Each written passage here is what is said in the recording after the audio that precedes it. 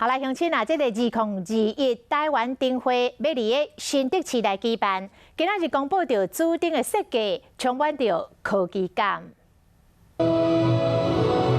2021年台湾灯会伫科技重镇新竹金华主灯的设计嘛，充满未来风，主题是乘风逐光。 甲永年以生象为主题，真无共款，结合新竹的科技、机械、宗教等等元素，打造一个充满科技感的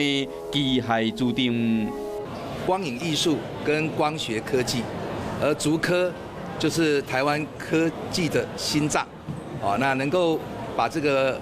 文化融入。 明年台湾灯会是第32届，10天的展期为明年2月26到3月7日。灯会主题未来风新竹 style， 要以科技重点的角色，结合旧城区的传统文化，打造未来感的城市型的灯会。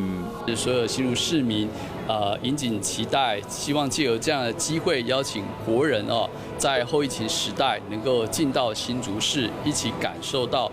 幸福台湾、幸福新竹的一个氛围哦。 2021台湾灯会，新竹市政府找伊他日本甲德国的团队打造迎宾炉甲光雕作品，要交代清代学生做推出的装置艺术。